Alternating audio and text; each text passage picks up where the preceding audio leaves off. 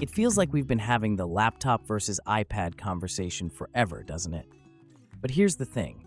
The debate has changed. It's no longer a simple question of which device is better. It's a question of what kind of tool you want to build your life around. Do you want the raw, unconstrained power of a traditional computer or the focused, tactile freedom of a digital slate?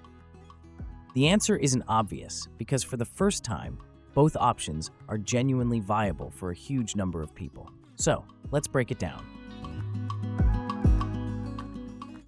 Performance and power. Let's get the obvious out of the way first. For sheer brute force power, the laptop has traditionally been the undisputed champion.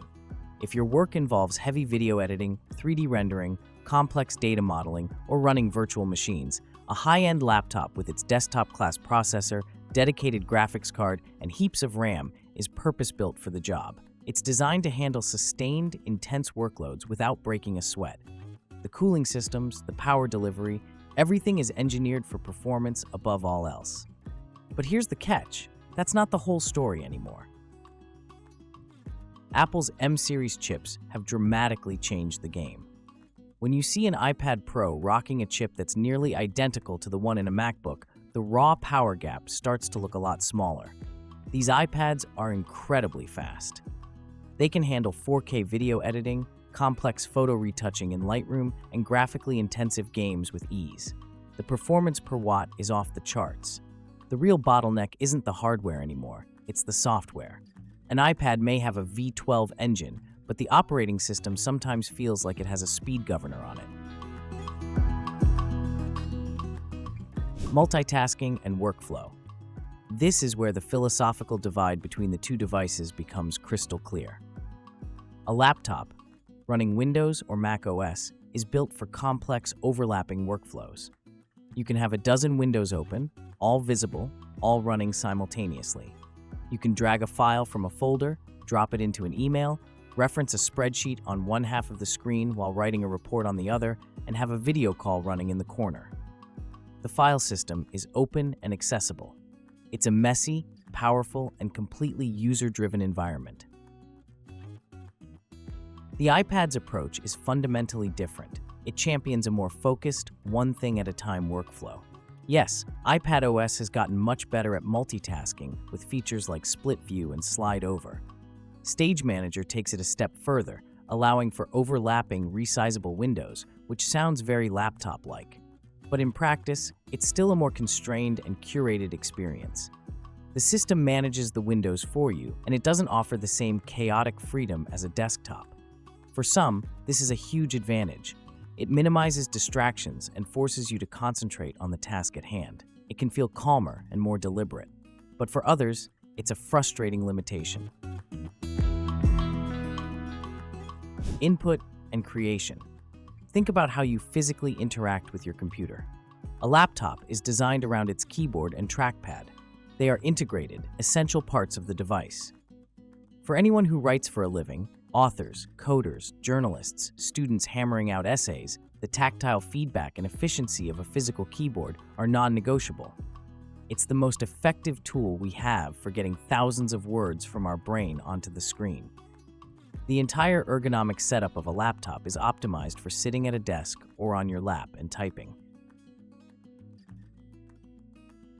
The iPad, on the other hand, was born from touch. Its primary interface is the screen itself, and with the Apple Pencil, it becomes something else entirely: a digital canvas, a notebook, a document for markup. For artists, illustrators, architects, and students who thrive on handwritten notes, the iPad is simply in a class of its own.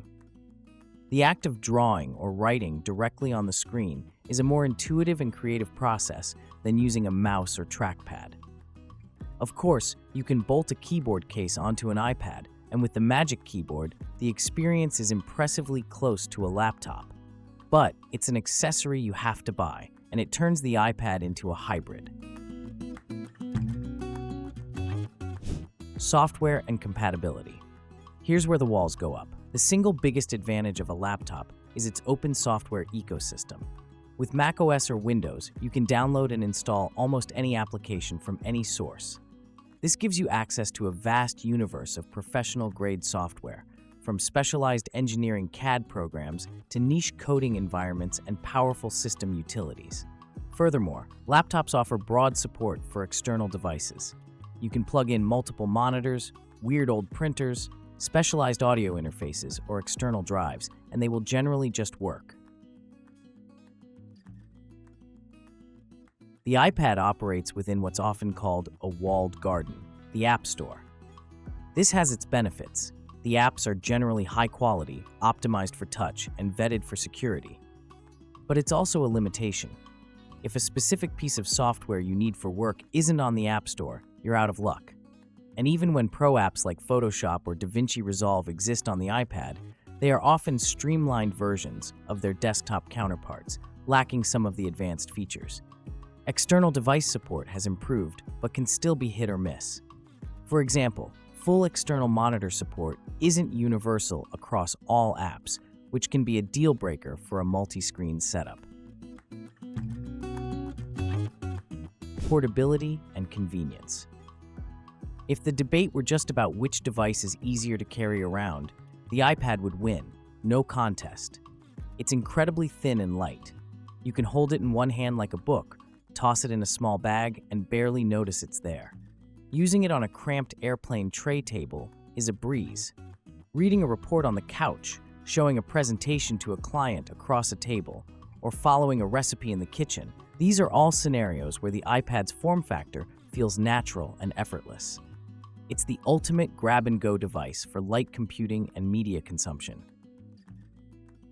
Laptops, even the thinnest Ultrabooks, are inherently bulkier.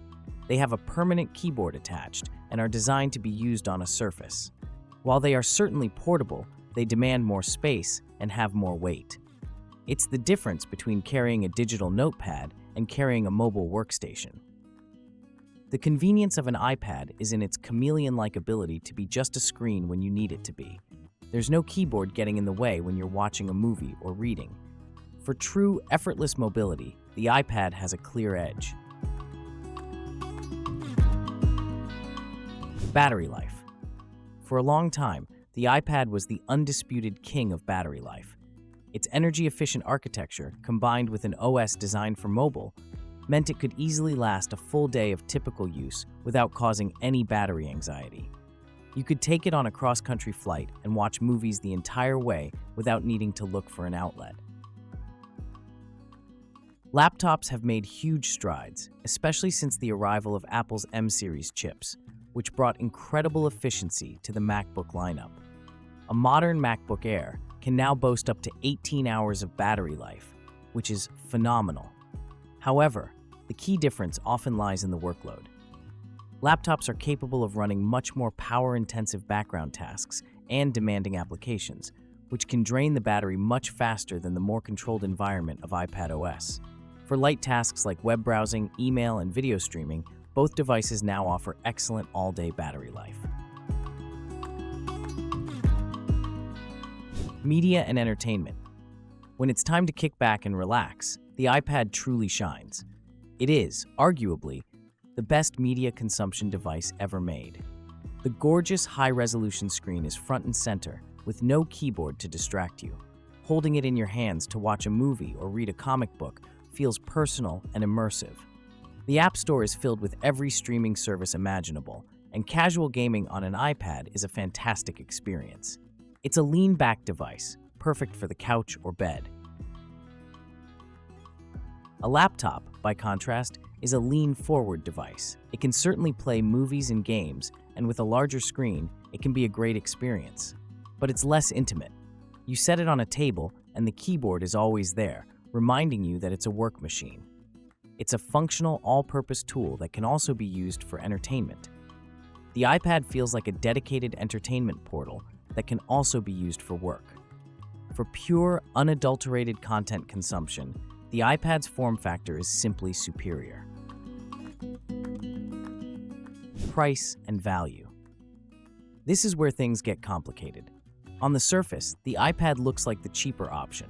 An entry-level iPad is significantly less expensive than any new MacBook, and for a lot of people who just need a device for browsing, email, and media, it offers incredible value. But the story changes the moment you try to turn that iPad into a laptop replacement. If you want the full experience, you'll need accessories.